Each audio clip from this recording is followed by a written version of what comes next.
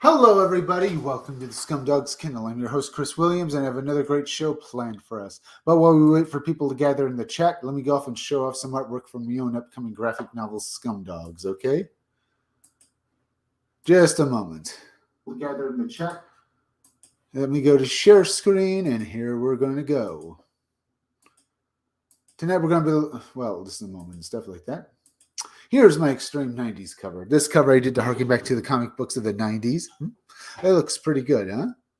Now, the name of my graphic novel is Scumdogs. It's a parody comic book. I parody the cartoons we all from the 80s, cartoons that we all know and love when we were growing up. You'll see a lot of characters that'll remind you of these shows when you were young. Now, the Scumdogs themselves, they're supervillains out to take over the world. Now, they're led by Death Mug, the leader of the Scumdogs. He's the purple guy with the metal mask over here, who's fighting his archenemy Buick Starpoon, who's basically a G.I. Joe parody, mostly of Duke from G.I. Joe, but also a space opera hero kind of character, like Zap Brannigan, Captain Kirk from Star Trek, Buzz Lightyear, and Buck Rogers, those kinds of characters. Now, if you see his uniform, he looks like a space opera character and stuff like that. Now, you also see the other members of his team on this cover as well. They're all G.I. Joe parodies as well. Now, Death Mug, the leader of the Scumdogs, is an arrogant dictator who wants to rule the world. See, the Scumdogs used to be pro athletes that competed in the Scumdog sporting events held with superhuman monsters as the pro athletes. These are called Scum and Dogs because they traded in their humanity for money. See, competing in these sports, to compete in these sports, they had to either transform themselves into monsters using science or some more esoteric means, basically transforming themselves into these hideous monsters, to compete for sporting events. They did this all for fame and fortune. They did all this for fame and fortune, so you can get the idea they're not exactly the nicest guys around. But what happens when they get banned from sports? Well, they decide to take over the universe. Now, Death Mug is based on various villains from 80s cartoons. He's got a skull face like Skeletor from He-Man, you can see. He's also based on the villains of G.I. Joe, the leaders of Cobra. Like Cobra Commander, he's got a metal mask. Like Serpentor, he's got gold on him, and he's purple like the Shredder from Teenage Mutant Ninja Turtles. While his archenemy Buick Starpoon, the guy with the pink pompadour hair, as I said, is a leader of a team in the Space Forces who combats the Scumdogs. The other members of his team are this guy over here with the mohawk. His name is Roadhog. His military specialty is that he's an army guy. He used to be part of the army. Then you have this bald guy with a gun down here. His name is Beach Pounder. He used to be a Marine, just another Marine. And then you have this guy back here in the red uniform driving that vehicle. His name is Blast Tank. His military specialty is that he's a heavy vehicle specialist, a tanker. Now, this covers one of 3 different variant covers you'll be able to back when my Indiegogo goes live. So you have that to look forward to too. Looks pretty good, huh? Now let's look at some more characters that you'll get to know. Here's Girl Friday. Girl Friday is another member of the Wild Rangers. That's the name of Buick Starpoon's team in the Space Forces.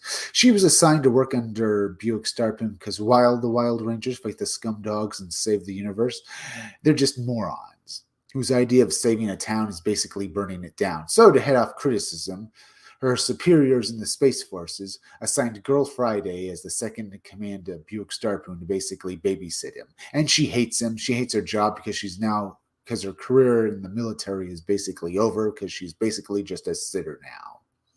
That's Girl Friday. By the way, folks, hit that like button for me because it helps me fight the algorithm. And the more people that see my content means my graphic novel Scumdogs comes out all the sooner to you.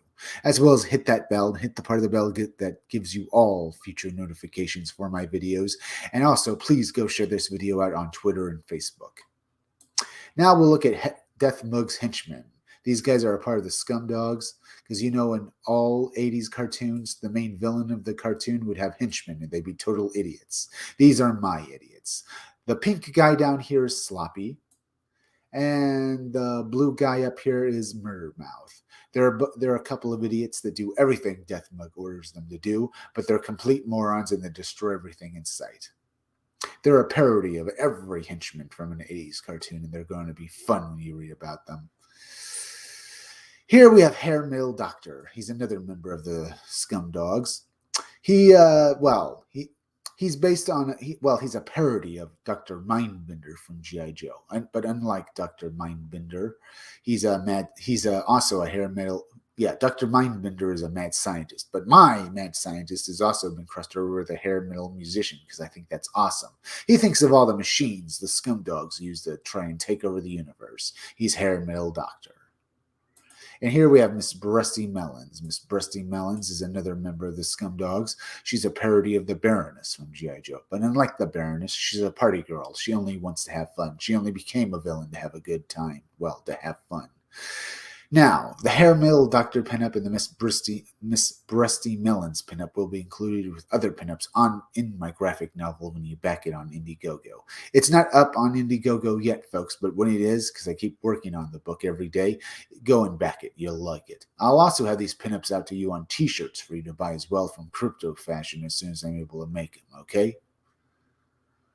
All right, let's exit out of these because we looked at it. I think I'll show you. We're going to be looking at ghosts and paranormal monsters tonight, folks, and looking at those kinds of stories and having some fun. But first, I think I'll show you some. I'll go and show off some Indiegogos, and basically we'll look at that as well right now. Let's go to Indiegogo real quick.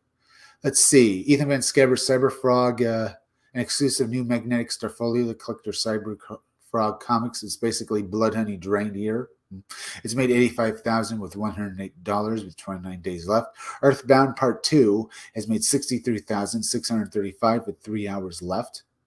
Cyberfrog First Wave Action Figures has made $467, $240 and stuff. Let's refresh this and see if there's been any improvements. Just a moment while it gets up here. Here we go. All right. 89,775. Okay. Earthbound Part 2 has made 66,445. Now funding through in demand. All right. Tyler Crickham's Final Boss graphic novel has made 38,251. Jack the Ripper Vampire Hunter has made 24,330. Godlike the Romulus Saga has made 123,238. The Colossals must fight for their. Well, the Colossus has made $150. It's been fully funded. The Mavericks has made doing well. Cosplayer Anna Miri delivers a Vampirella cover, 200,268. Mavericks has made 11,175. She and Nimbus has made 98,244 with 14 days left. Cyberfrog First Wave Action Figures has made 467,845 with 27 days left. That's damn good. It's made some of its first stretch goals and it continues to go up. So that's also good. So yeah, Cyberfrog is fully funded and coming to its backers, and you're getting a bunch of perks coming with it as well. So that's good. Warriors Amongst Realms has made $120. Battle of Brick Road has made $82,222. All right. The Saints has made $17,367. Micah Curtis's Inglewood Book 2 has made $7,875. Yes. The Blue Bombshell has made $23,923 with 8 days left. Barbaric Owen the Barbarian has made $40. Well, 40 something. Knife Hand, the new Jawbreakers book has made $66,775. Now it's still funding through in demand, so that's also good. Andy Smith's First Man Learning 2 has made $15,223. Yeah.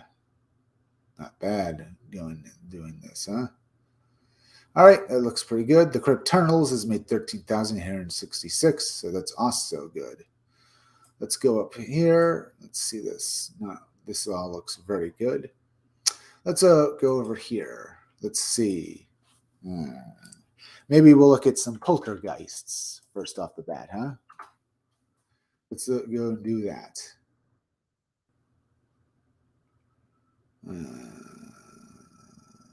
Poltergeist, demonic possessions, and a witch trial in Ireland. Okay. Spontaneous human combustion, poltergeist, anonymous lights, and interview with Lewis Proud. Maybe. What do we look at next? New Loch Ness monster sighting, this time in person with a twist. There's also that. That's kind of creepy as well. Pentagon UFO research also studied poltergeists, invisible entities, and bizarre creatures. We could do that.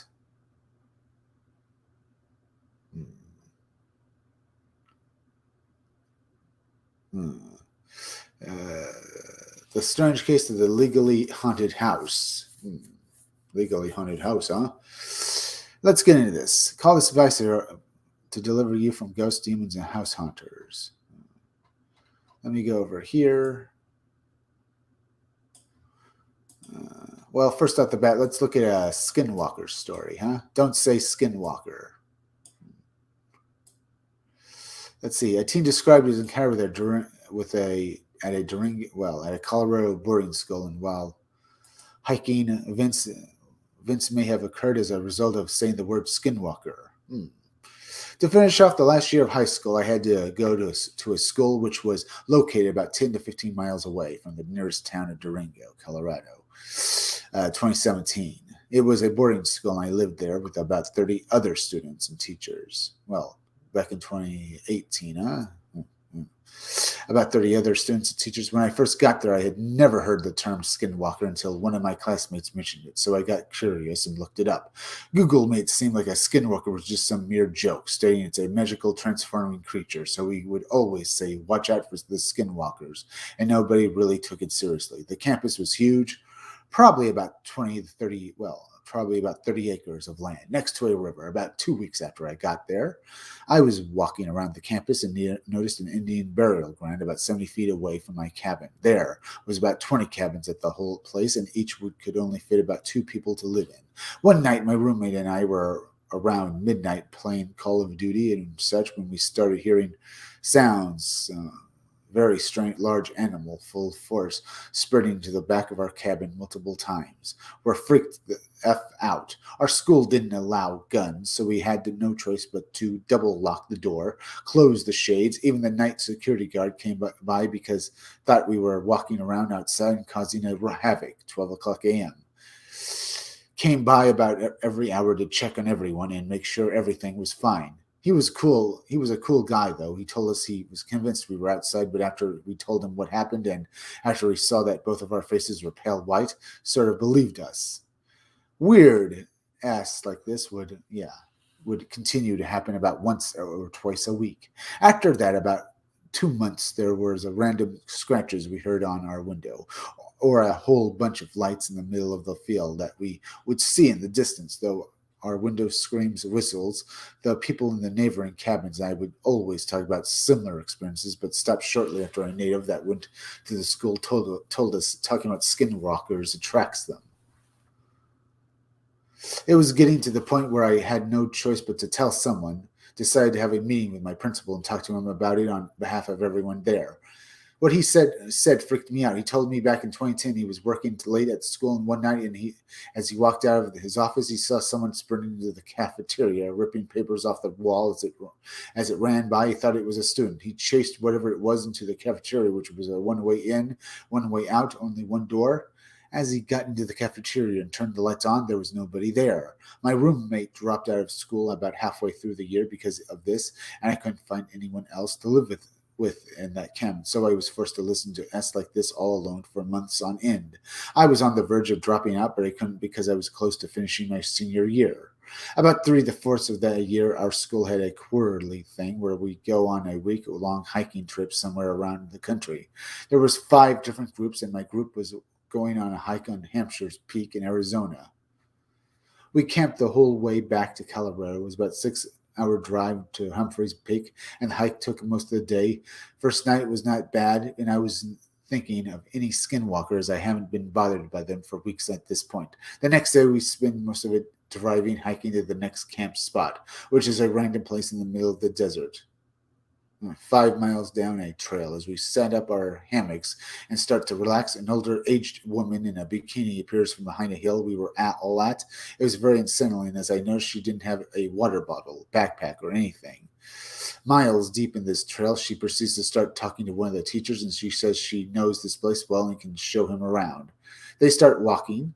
Everyone couldn't help but notice her walk. It was like she broke both her knees and was limping, but not limping. I can't even describe how weird of a walk she had. A couple of minutes go by, and my teacher returns without her. And he walks by everyone and goes straight into his tent. I didn't think too much of it, but thought her walk was kind of weird. On the third day, we finally get to a Tucker Flat, Arizona, after a couple of long day of driving and another long hike into the desert. We end up on a giant rock and decide to camp there. We were in the dead middle of nowhere. It's getting dark, so we start a fire, make good, and shortly after go to bed. Too bad I didn't sleep at all the whole night. I spent most of the night staring at the top of my tent, as from what happened this night before, still thinking about that creepy lady. Yeah.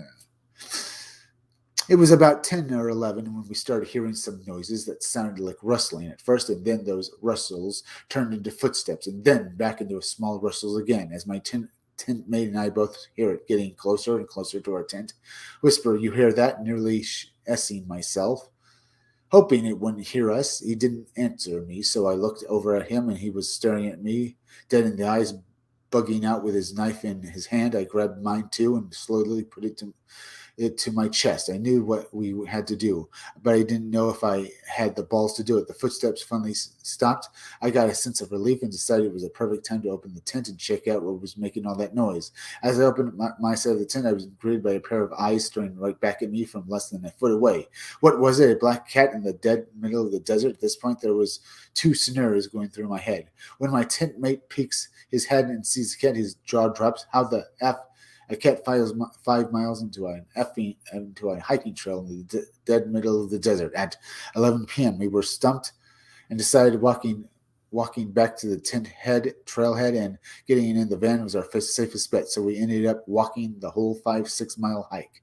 11 p.m. and slept in the van. The whole time we heard rustling behind us, and whenever we used our flash, there was a pair of eyes looking at us from a distance. I ended up reading all sorts of information about skinwalkers, and shiver went down my spine as I read that skinwalkers often turn to a small dog or cat to trick whoever they're messing with. The school was by far the weirdest place I've had to live at. Thank God every day that I do not live there anymore. This is just one of the experiences I've had. It only got worse throughout the year. If you want to avoid this happening to you, just don't say the word. Okay, you know that word.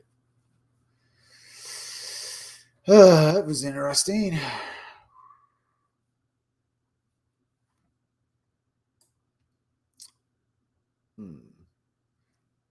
Skinwalker, that word.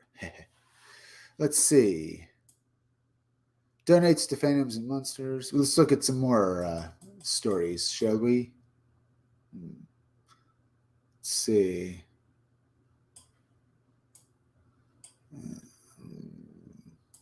Was it Bigfoot or some Norse? The tree people, O'Hara Mothman approached by multiple TSA security agents. Let's look at this.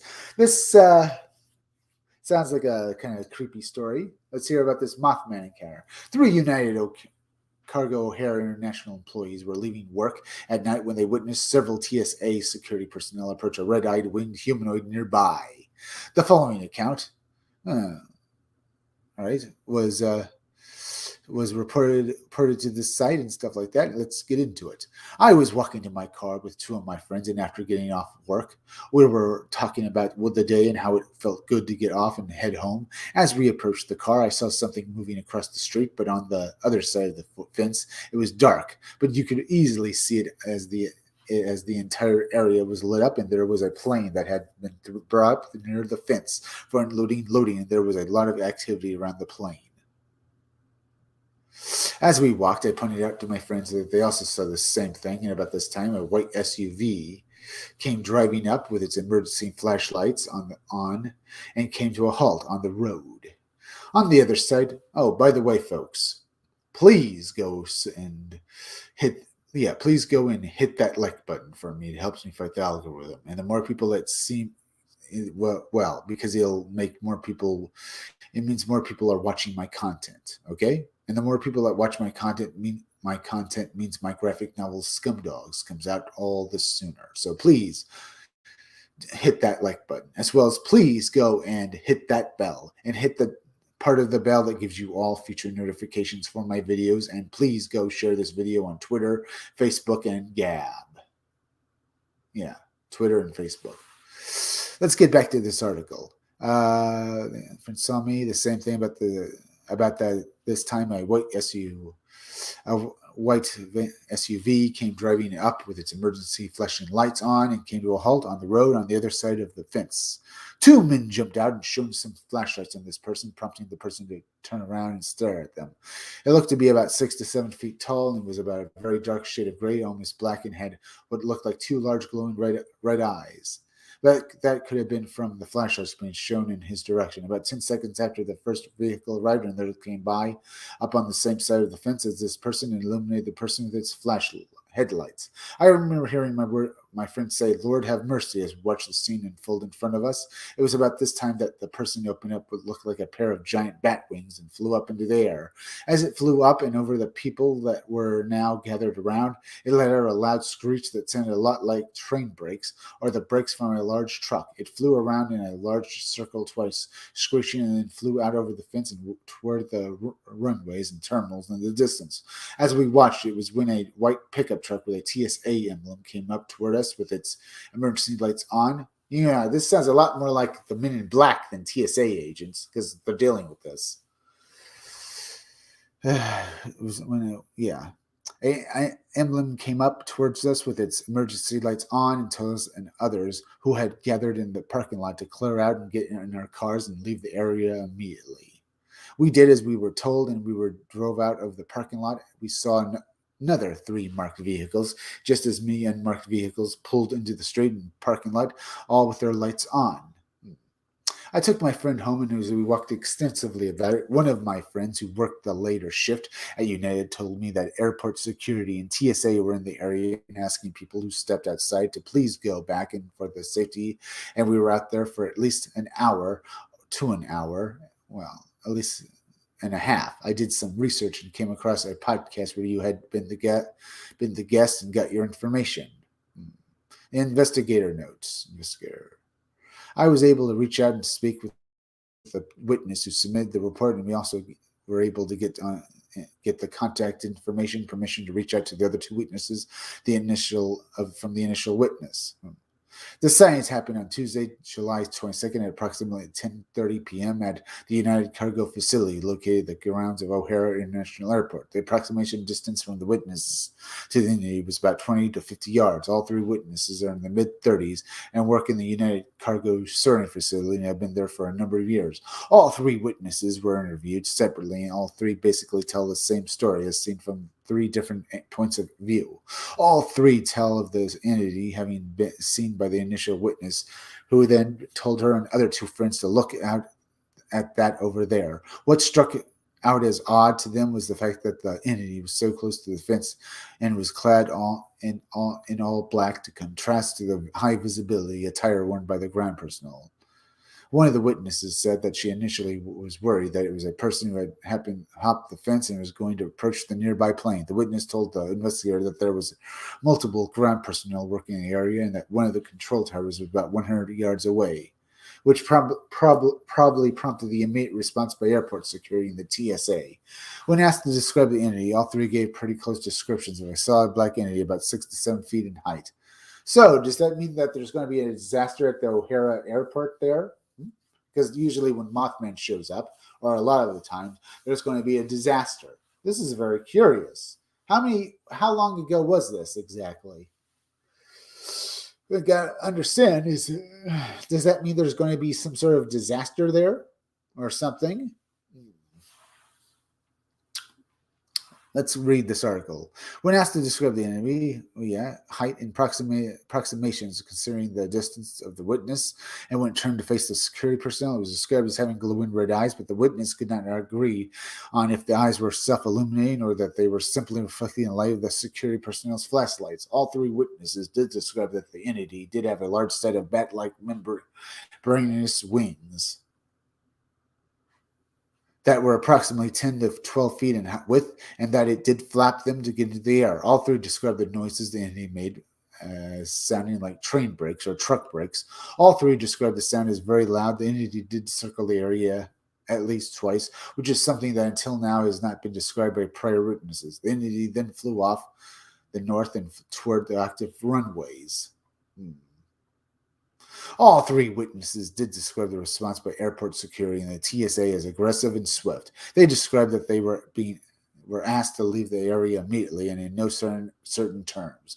This is also unprecedented, as the prior sightings, the response airport security was not as swift and aggressive as with this one. This latest sighting is only a few hundred yards from the now infamous Rayham Cemetery, the FedEx cargo facility, where a number of anomalous sightings have been reported, and is next to the facility where a supposed gray alien was sighted about 2 years ago.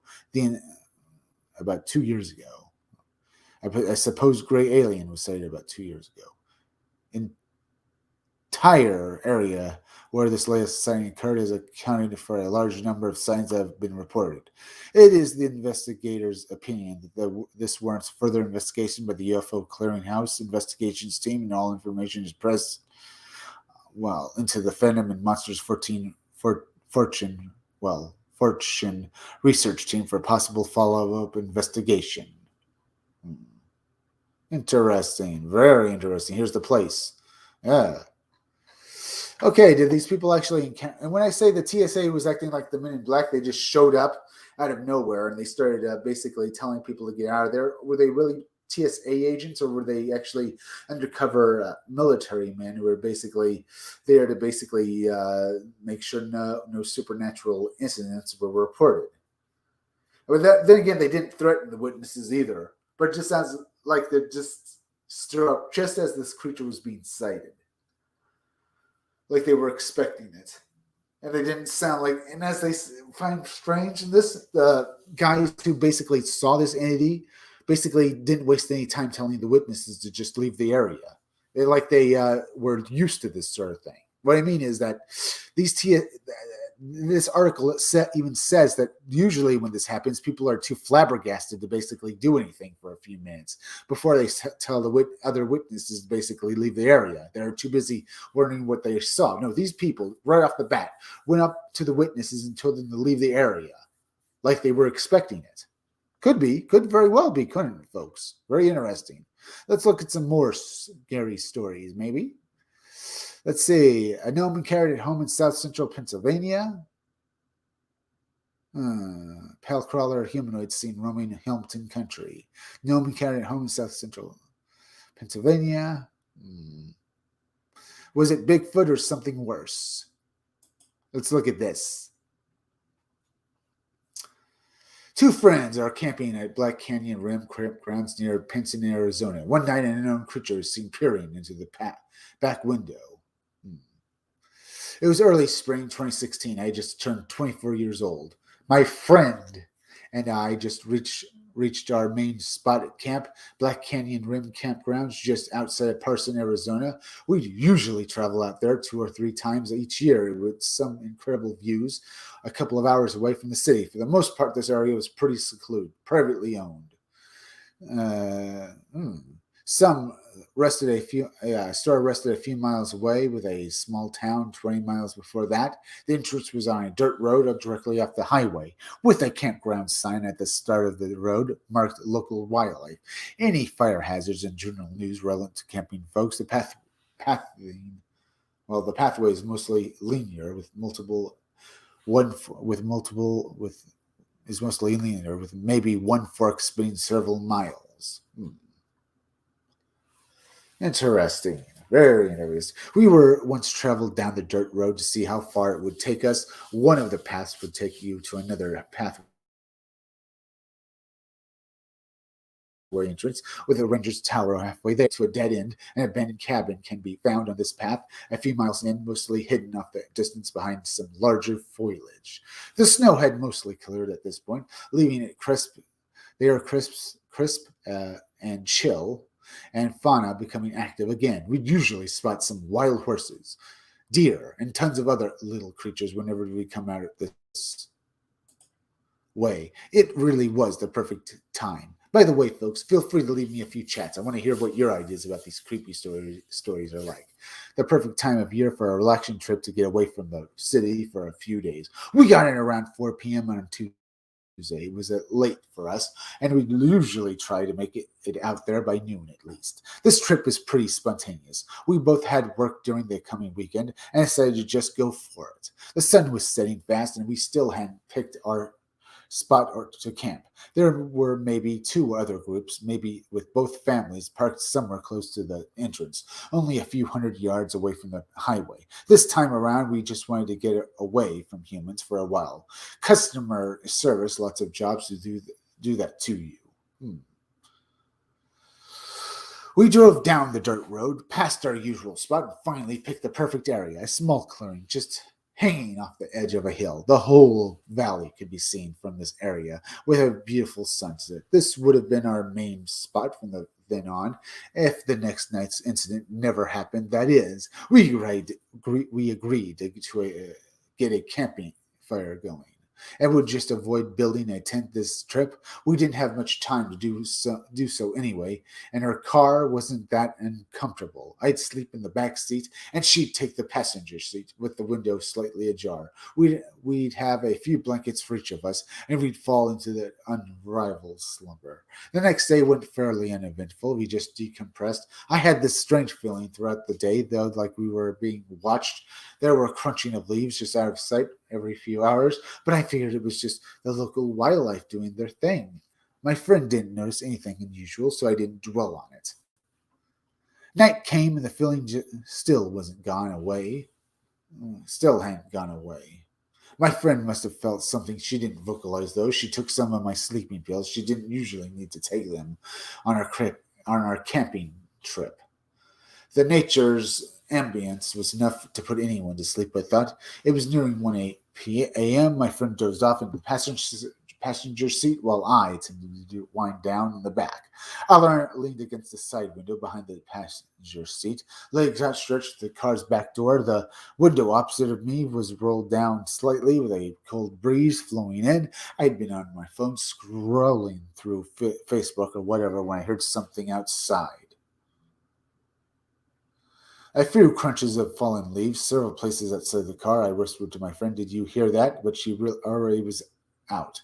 I put my phone down and listened intently for a minute or two. Nothing. It must have been a small animal, curious of the camp. I went back to my phone, scrolling through social media. About 10 minutes of what had passed when I heard it again, crunch right outside the door.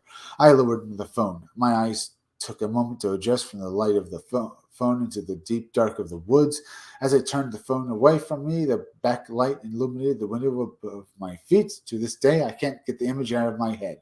Two dirty, scrabbed hands held onto the window. The fingers wrapped inside the car. The nails were long, unkempt, and dark. Behind the window, a silhouette of a face was pressed up against it. The breath would create condensation every few seconds. All I could make out were the reflections of those empty black eyes. I couldn't move. I couldn't scream. It felt like eternity, the starting contest between me and this thing. Thoughts were repeatedly, incessantly in my head. Why haven't they run away when they saw I noticed them? What were they playing? Is this the face of death? After probably 10 seconds of not doing anything, the hand slowly unclenched the window and receded into the darkness. The condensation on the window dispersed. Another couple of seconds passed before I heard the dreaded crunch, crunch, and melodically fading into the distance. I still just sat there. What in the F just happened? Why didn't I do anything? Why am I still not doing anything? With that thought, my body shut into adrenaline. I pounded on my friend's seat, waking her up from her slumber in a dizzy confusion. I unlatched and kicked open the back door and took a moment to scan the area. Whoever they were, whatever it was gone. I scrambled to pick up any important camping supplies we left outside and just crammed everything into the back seat and trunk, periodically looking over my shoulder. Oh, interesting, huh, folks? What happened to this woman and her friend? What did they see? Was that Bigfoot? Was it a Wendigo they saw? Because it does sound more like that, especially with the long claws. Okay, maybe it's unkempt fingernails. But then again, maybe it would have eaten her. It does sound like it was only curious. Yeah, it does sound that. But what do you think they saw, folks? Feel free to leave me a few chats on your ideas of what they just saw. Let's get back to this article. Let's just seat and trunk periodically over my shoulder, listening to those footsteps. I slammed the back door shut, and there they were, a grim reminder of the horror that just happened. 2 handprints imprinted on the window. I quickly wiped them off the window in a panic of reaction to erase the event, I guess. I jumped in the front seat and started the car and floored it out of there. Floored it, huh? Here we have a woman actually erasing evidence that she'd encountered anything because she didn't want to believe that she'd actually seen this thing. That is weird, isn't it? Do you think this Bigfoot basically messed with her head somehow, basically telling her not to move while it was there, and if they left any evidence, forcing her to basically erase it? Why would she just suddenly decide to erase the handprints? Because if anyone actually had seen them, she could have just pointed to the window and shown the handprints. Yeah, that's going to be very well could have been, huh, folks? Very weird. Very, very strange.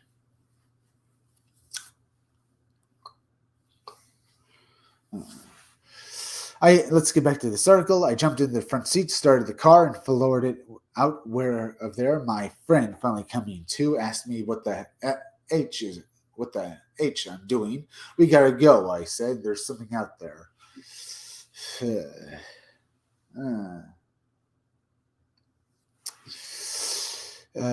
I didn't see whoever it was while fleeing the scene, spreading down the dirt road. My friend insisted I slow down, and I eventually did. We reached the highway, and I proceeded to drive 20 or so miles before we reached a Denny's where my friend asked for us to stop to eat and explain everything. The nightmare subsided a few months later. My embarrassment continues to this day for the state of shock I was in at the time.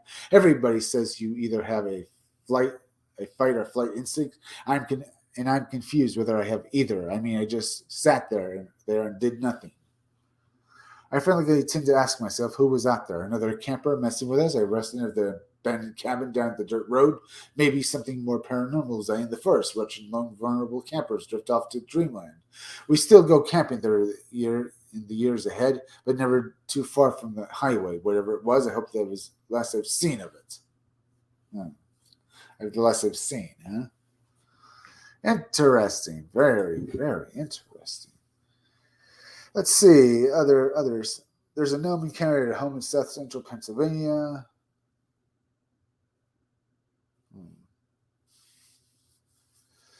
Pale walker stalks and cackles at witnesses.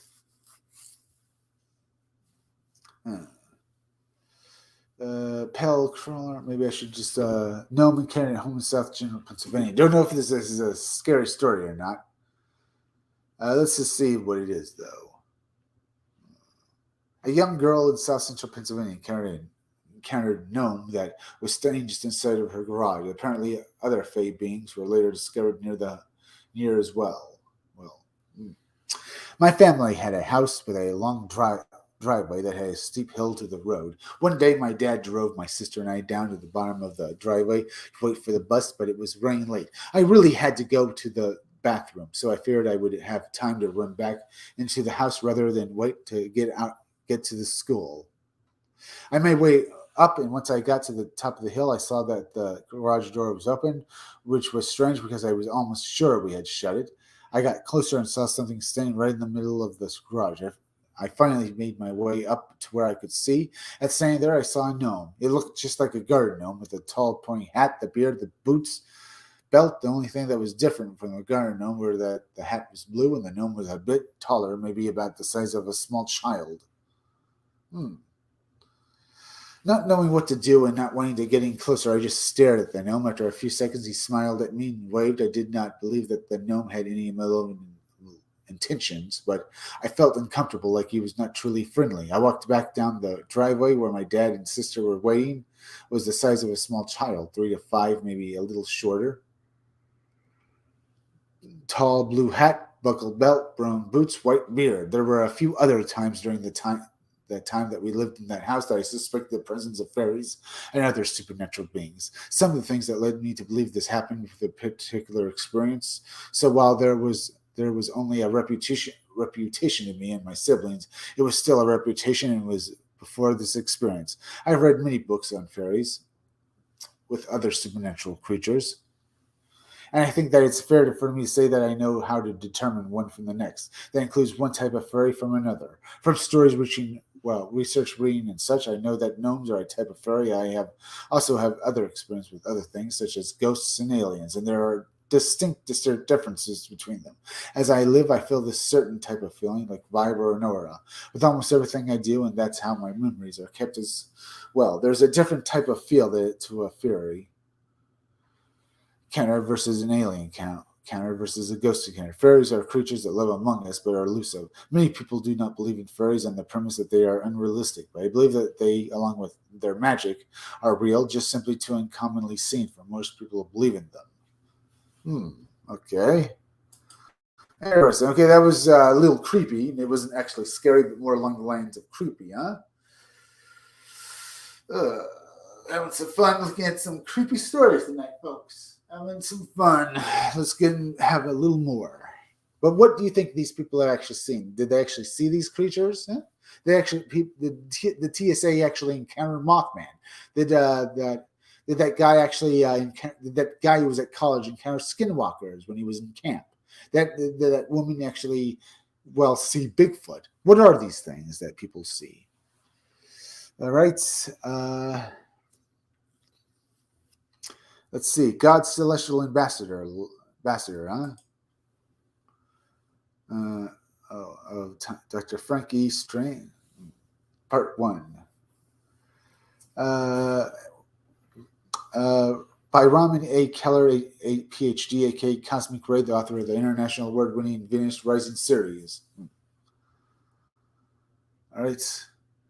Introduction. Dr. Frank Ernest Strange was born in Brooklyn, New York, 6 October, the 27th. 6 October 27. 1927. 6 October 27. The son of Reverend Natalie Anthony Strange and Miss Catherine Sidney Florida Strange. Father Natalie, born in the mountainside village of in the Kandinja province, Italy, as of February 1st, 1895, and in 1912, his father and Dr. Strange, paternal grandfather Anthony Strange, brought his immediate family to the shores of America. Strange, wow, interesting, huh? Very interesting. So about the yawning there, I'm a bit tired. Dr. Strange's brother Anthony Strange brought his immediate family to the shores of America. The Strange's family ultimately settled in the borough of Brooklyn in New York City. Dr. Frank Strange's path in life led him to become the director of the International Evangelism Crusades, headquartered in Nays, California. This career dedicated to the service of the Lord Jesus Christ. Frank E. Strange was following in the footsteps of his father, Natalie, who was also an ordained Pentecostal minister of the Gospel of Independent Assemblies of God. Interesting.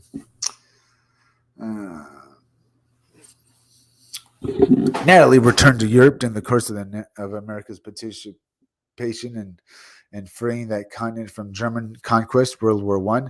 Being drafted in the United States Army following the war, he received an honorable discharge and returned home to Brooklyn in 1919. 1 year later, he started suffering from several backaches that persisted for a period of 10 years. 29, the pain was enhanced when he fell down to the nursery of their home after lifting up his then 2-year-old son, Frankie, from his crib. Years later, and explained this incident to his son, Frank Riv, Natalie said that I was in such pain and agony that all I could do was just lay there on the floor. After a long while, I managed to crawl to the door of my store. A friend of the family happened to be passing by, and when she saw the condition I was in, she called my father-in-law, and he immediately called for the nearest doctor. When the doctor came in, he gave me a shot of morphine to deaden the pain.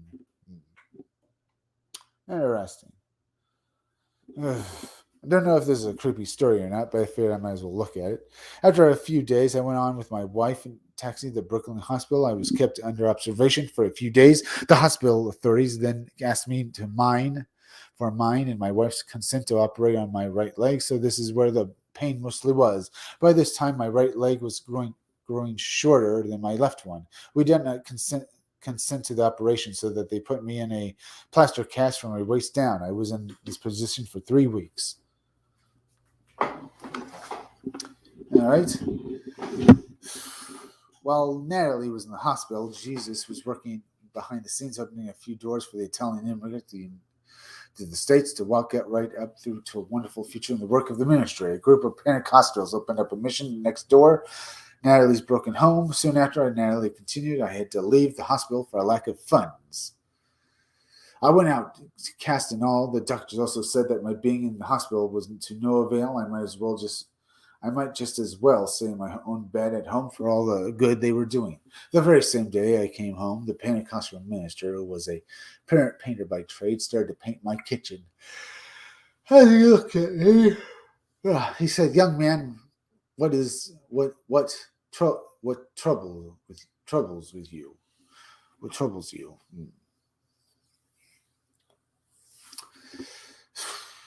I, being so depressed and discouraged, poured out my heart to him. I told him of all the doctors and specialists and hospitals I had been to for all the nothing. I said that I wished I were dead. But the minister answered Natalie with a sound advice. "You have not tried the best specialist of all."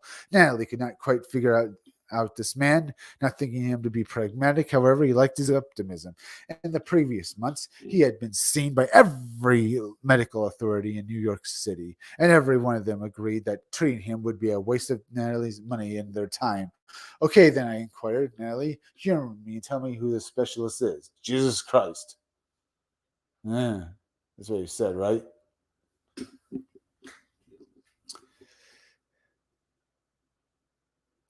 Who's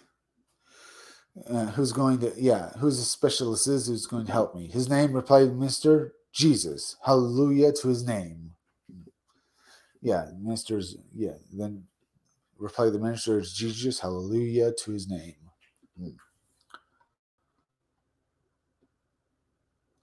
Natalie then thanked the evangelist for at least trying to cheer him up, but informed him that he was a good Roman Catholic and would rather put the trust in St. Anthony, the patron and saint of his village, back in Italy.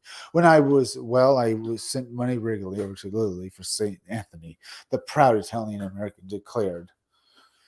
Now, Natalie's wife, Catherine, would sprinkle his body with holy water every day, praying for a miracle from St. Anthony for her ailing husband.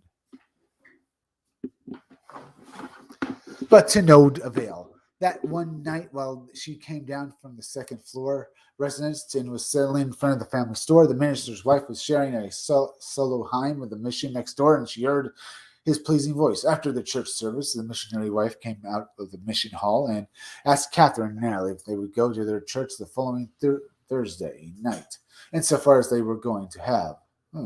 Interesting.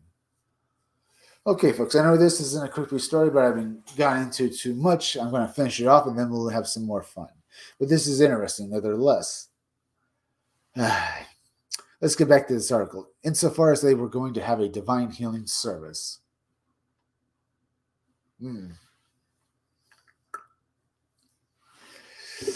Although my mother-in-law warned us not to go to the church because it was against our religion, explained Natalie, yet there was something which constrained us to go.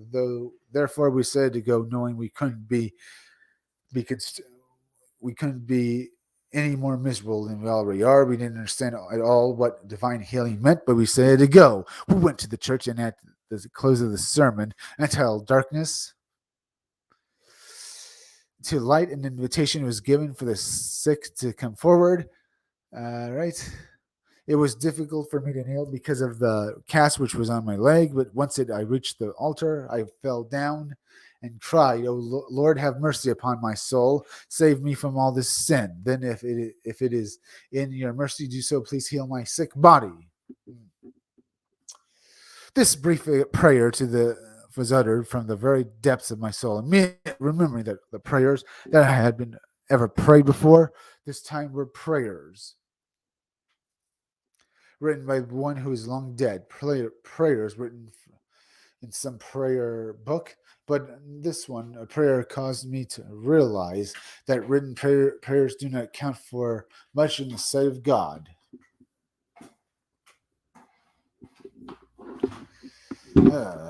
Right.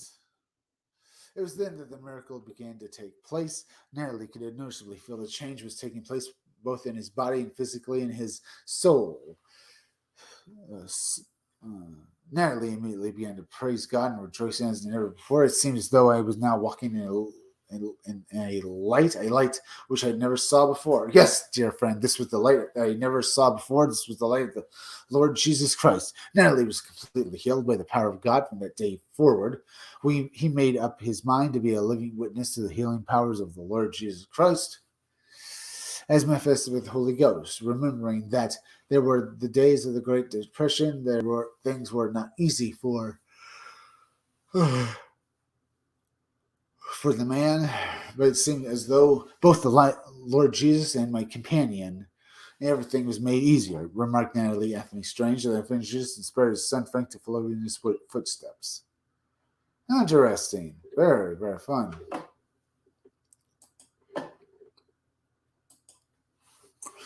All right, let's see about this. True power like that was big for some Cro-Magnon men chased boys at Crib Band Cave, pale crawler humanoids in Roman. Truly bizarre. Harry quadruped cryptid dwelled in northeast in terrible female screams of Red River Gorge, Kentucky. All right.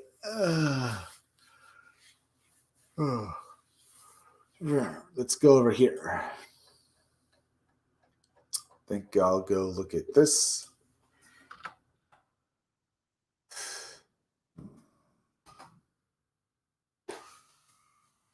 Let's try this. Ghostly eyes of St. Joseph Church later, and falling through the roof to the engines of ghost hunterings. All right. Let's see. Calling Hampshire Hitchcock's woman attacked by a shower by psycho ghost. We're seeing photos from the very haunted El Paso haunted from the very photos from ghosts and hauntings of ancient Egypt. Ghost allegedly warns couple to get out after entering a haunted Cornwall cave. Interesting. Let's look at this.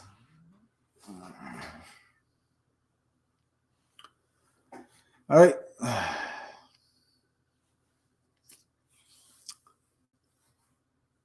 Really? Maybe I want to look at something else. Okay, I want to look at this Cro-Magnon man chased boys in Alabama cave. Two boys are exploring the same area around a brand new strip mine in rural Alabama. When they get attacked by this guy. When I was around 12, my family and I moved out to the middle of some abandoned strip mines in rural Alabama. It was awesome going swimming, quarrying lots of abandoned equipment and cliff faces that climbs caves and miles of trails. Abandoned dirt roads used by the mines to explore the trade-off was that there was a lot of venomous snakes at night. It was dark, no streetlights, just occasional porch light maybe every mile or so in the main road. One day, in particular, friend P, we're out on one of the dirt roads that went to the side of the main road. We hadn't been down that way before. It was like 10 a.m. and on a bright summer day, and we figured that why not?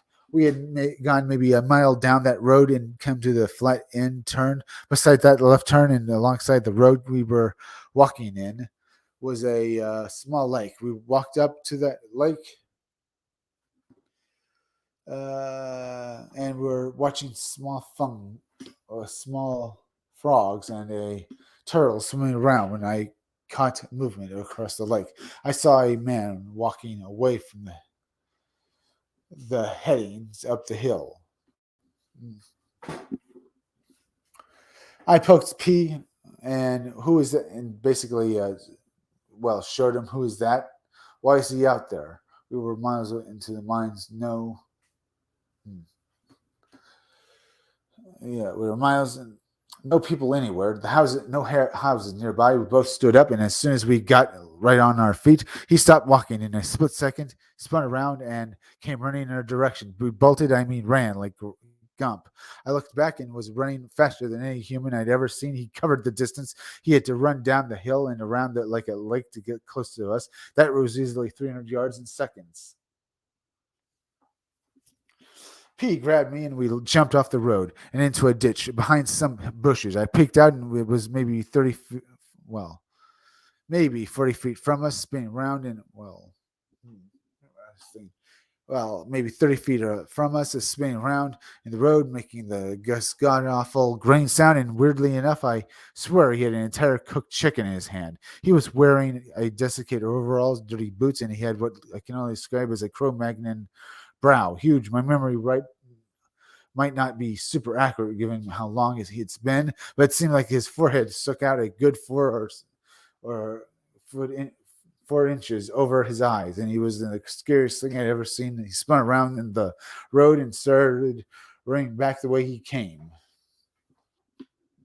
We stayed there in the ditch for almost an hour, afraid to move, listening, which in case he was hiding and waiting. We crawled along the roadside all the way back to the main road, and from there we walked, but stayed in the tree line until we saw the main road, and then we ran all the way back home, got home, told our fathers, and both of our fathers and P's older brothers loaded up and went looking for him, but never found a thing. All these years later, and it still haunts us. My girlfriend recently took me out to her grandfather's house to meet and spend the time with her. And where does dear old granny live? Right on the edge of those same strip mines. I told her the story, and she looked really soon and said, "You all are lucky. All kinds of bad things that happen in those mines." So yeah, we visit to grandma means the clock and the 12 gauge ride with us.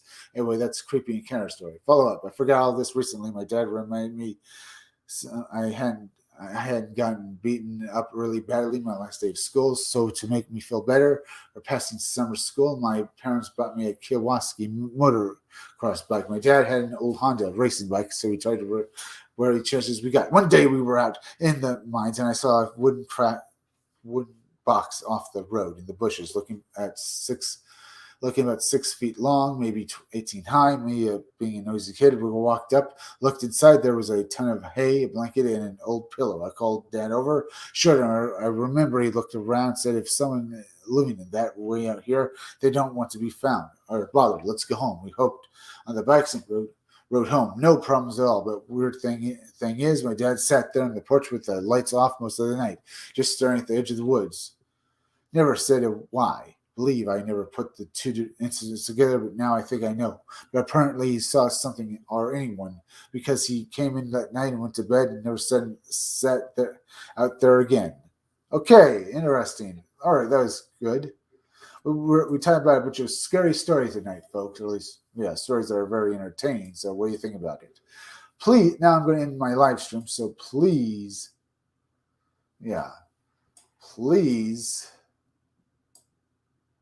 please go and subscribe to my YouTube channel. Read Comics They're Bad for You, okay? The there is misspelled. It's There. Make sure, There. Make sure you're still subscribed and hit that like button, folks. It helps me fight the algorithm. It helps me fight the algorithm. The more people that see it also means more people are seeing my content. So please go hit that like button.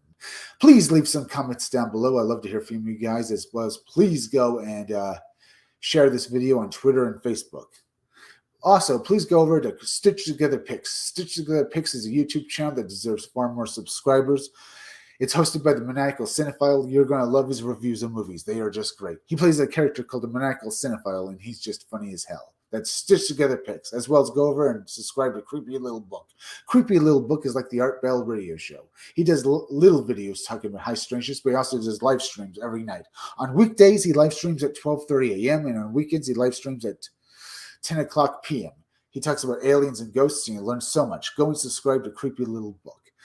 And remember, folks, I'll be back again tomorrow around 5 o'clock or 6 o'clock or 11 o'clock p.m. for another live stream. So be sure to come back again then. This night has been a pretty good live stream, huh, folks? We had a lot of fun. Tomorrow we'll have even more fun, so be sure to come back again then. All right. I'm Chris Williams from the Scumdogs Kennel. Thank you all for joining me.